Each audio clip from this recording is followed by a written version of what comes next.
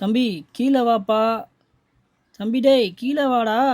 டேய் ஸ்கூலுக்கு டைம் ஆகுது, சீக்கிரம் கீழே வாடா.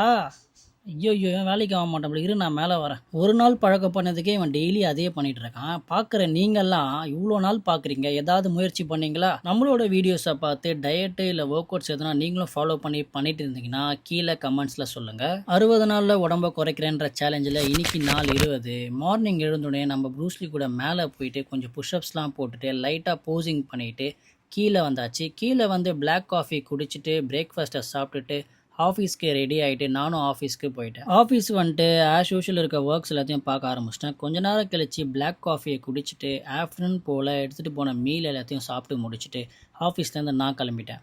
டுடே நம்மளுக்கு chest and triceps work out தான். ஸோ செஸ்ட்டில் இன்க்ளைன் ப்ரெஸ்ஸில் ஒரு 3 செட், கேபிள் கிராஸ் ஓவரில் ஒரு 3 செட், ஃப்ளைஸில் ஒரு 3 செட், ட்ரைசப்ஸில் புஷ்டவுன் ஒரு 3 செட், சிங்கிள் ஹேண்ட் எக்ஸ்டென்ஷன் ஒரு 3 செட், ரிவர்ஸ் ஒரு 3 செட். தென் ஆப்ஸுக்கு லோயர் ஆப்ஸ் அண்ட் அப்பர் ஆப்ஸை நல்லா ட்ரைன் பண்ணிவிட்டு குடிச்சிட்டு ட்ரெட்மில்லில் ஒரு 30 மினிட்ஸ் ஆஃப் வாக்.